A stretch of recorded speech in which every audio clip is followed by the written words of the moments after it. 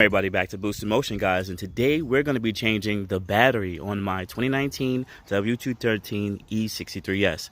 So for many of you guys, this will be a quick tutorial video, but I'm also going to talk about what are some of the causes and what are some of the telltale signs that you know that your W213 E63s needs to change its battery. So guys, let's jump into the video. Welcome everybody back to Boosted Motion, guys, and good morning, good afternoon, and good night. Thank you.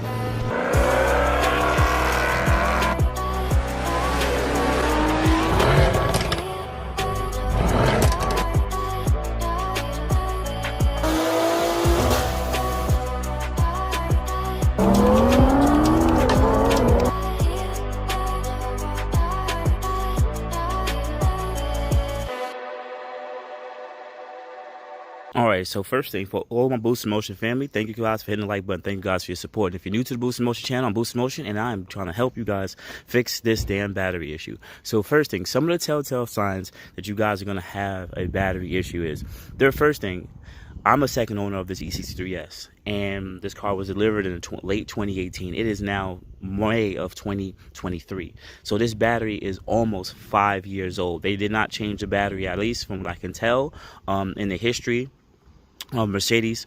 So they never changed its battery. Now, I've had this car for about 6 months, and when I first got the car, a couple of different messages popped up on the screen. Number one, you'll see that something with the differential, it says is inoperative. If it says differential is inoperative, that means you have low battery voltage. You'll start the car, and then after a while that message will go away.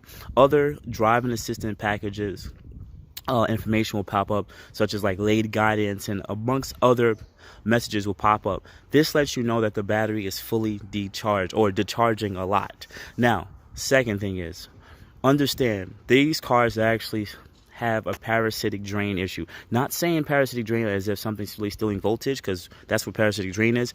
Technically, these cars have so much electronic systems that even when the car is parked and you close the doors and everything, it is still drawing power from the car. Now, when you have a newer car, a newer battery, or you're from the first year people, they didn't really have this issue. But as the battery starts to age, there's certain thresholds that this car needs to be at for these systems to work operatively. So when it gets below those certain percentages, then you will start seeing these certain messages. 2, 3. It also depends on how often you drive the car. My car is only driven maybe once or twice a week, and the rest of the time it is sitting there relaxed. And during this time, you will lose some voltage on your battery. Now, a newer battery, you really won't really see it, but an older battery like mine, you will see it because the battery is starting to age. Now, there are some features inside the car we'll show a little later, such as standby mode, which pretty much limits the amount of electricity that the car is drawing when the car is parked for long periods of time. And that could actually help mitigate some of these issues. So anyways, lastly, I want to say on video, I'm going to show you guys some information on the battery, because honestly, it's hard to find batteries for these cars. There's really no information, no videos on it or anything like that. Some for the W213 regular cars, but not the E63s. So let's quickly get to the tutorial. To make this dummy proof for you guys, pop the hood. Once you pop the hood, I'm going to do it all in video as best as I can. Once you pop the hood. Now, the W213 E63s only has one battery. It's not in the trunk. It is right here, right? And there's no auxiliary battery. There is an auxiliary capacitor. So to access this, just turn these tabs straight. Pull out, remove over there. Second, there's a in-cabin filter. Just pull it out. See how easy it is? Now we're here at the battery.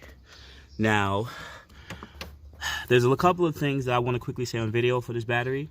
I measured the length from here to here. It's about 13.5 to 14 inches long, about 13.5. Also, it's about 7 inches from here to here. So length is about 13.5, width is about 7, and height is about 6.5, 7. So that is pretty much the certain height that you're looking for. When it comes to the battery information, you don't really get too much with these German batteries. They don't give you enough units. They just give you this information. Germany, 98282, whatever.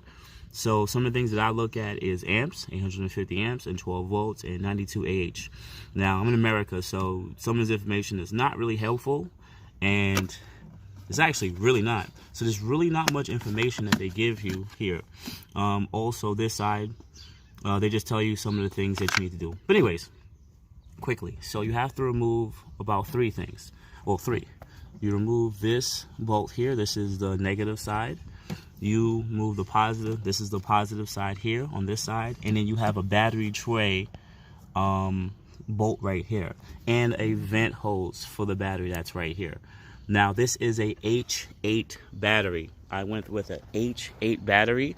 It's the only one that really measures up the measurements. And I went from Die Hard. This is Advanced Auto Parts. Now, you could, and it's AGM battery, so it has a deep cell, reserve capacity.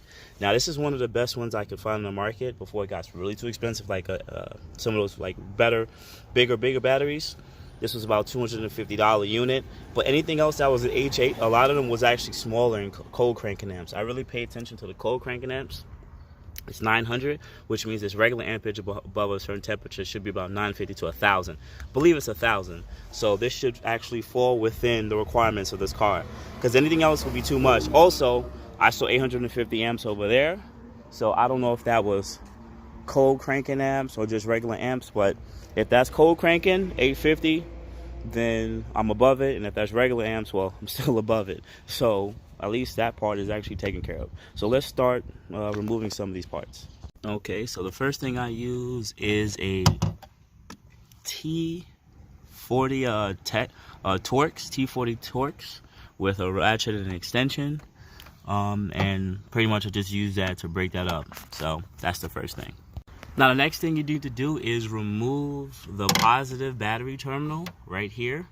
There's plenty of different bolts, but you're supposed to just remove this one, loosen this one, and then we'll try best to move this more out of the way so that it doesn't touch anything. So I'll put like a rag or something on it. Then we'll remove the negative battery terminal on this side. We'll remove that one, and then we have a battery vent here. Be careful. You should be using gloves because you never know, this thing could actually leak or explode. I do have on glasses, but I don't have on gloves, so I'll go quickly put on some gloves.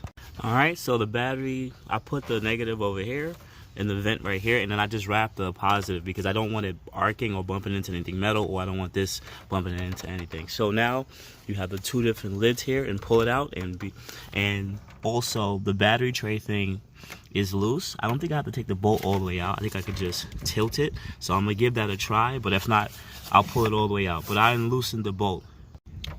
All right, I removed the bolt completely because it was super freaking annoying. All right, be careful. There is a little bit of water that may actually catch you. Hopefully it's not battery acid, so please have on your gloves. All right, took the battery out. I had to push it more forward back, and not supposed to really put a battery on the ground, but it's still a good battery, but just not where I need it to be. All right, so new battery is now in, and it fits perfectly fine.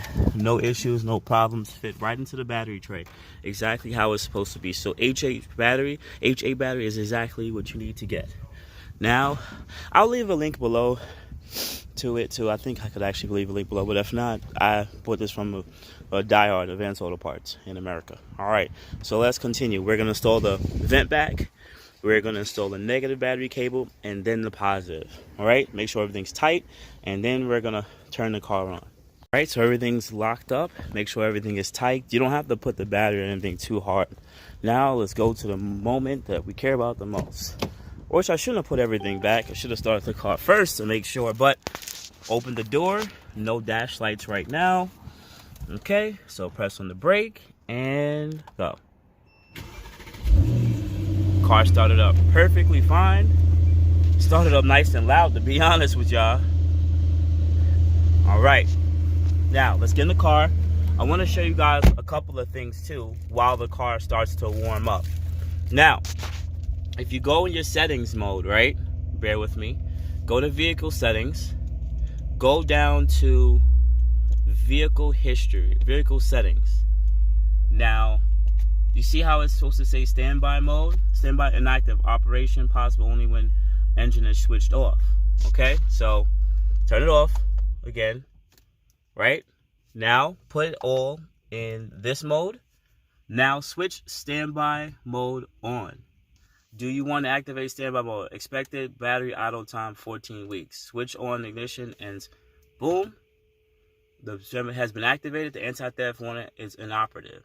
So pretty much this standby mode is pretty much like your certain things need to be used, like certain things like your alarm system and other things need to be used when the car is idle, sitting for a long period of time, like in your garage. So if the standby mode is not inoperative, then the car would always be eating battery. In my case, my car doesn't sit that long, so I'm gonna turn that back off, and then we're gonna start the car back again. Just wanted to show you guys that option when your car is gonna be sitting for long periods of time and you know it's in a safe place. All right, so let's quickly get out the car and let me finish off this video. Now, also in this video, I'm gonna also change what this is called a voltage converter or voltage module. So whenever it is recommended, whenever you change the battery, you should also change the voltage converter too. This is just used to keep on, whenever your car does the stop and start feature, this has high power capacitors in it, and they're just there to give energy to those things until the car turns back on. So I don't know if mine was ever changed on the car, and because I did have the battery issue, I want to change that quickly. Also, I already kind of showed this thing already in when I installed the CPC module, so it's right next to it, so I'm gonna quickly run through it. So quickly, you got to pull up this trim right here, and then you're gonna pull back the carpet. I quickly remove it. There's 4 bolts, 10mm bolt here, 10mm nut there, and 10mm bolt there. Voltage converters right here, this thing right here with the red wire going into it, and there's another 10mm bolt here at the top. The bottom part does not have a bolt at the bottom. All right, cool. So let me quickly remove that. There's a gray clip right there. You'll pull that clip up with your finger, and then it'll come out, and then you'll slide in the new voltage regulator. Also, that's the part number for anyone who wants to know. And I just put the new one back in, and just reverse order, install everything back up, and start the car. All right, guys, so much love. I really appreciate you guys for always showing your support on this video. In the next video, I'm also going to be changing the auxiliary capacitor. It pretty much is under the passenger side. It is recommended to also change this auxiliary capacitor. This is used for whenever the car does this auto stop and start feature. So it keeps just enough juice to keep that stuff running. So usually over time, these things run out, and it's actually pretty common in the Mercedes platform. So I'll say that, guys. I appreciate it. You guys have a good day. Thank you. Thank you, everybody, for watching. Do appreciate you guys. Love you guys very much. You can also check out the 2 links I posted for some of my other videos. Also, on top of that, if you want to purchase some Boosted Motion merch, definitely check the link that I posted also. And finally, if you've been watching all my videos and you enjoy them, please hit the link to subscribe to my YouTube channel. Thank you. Thank you.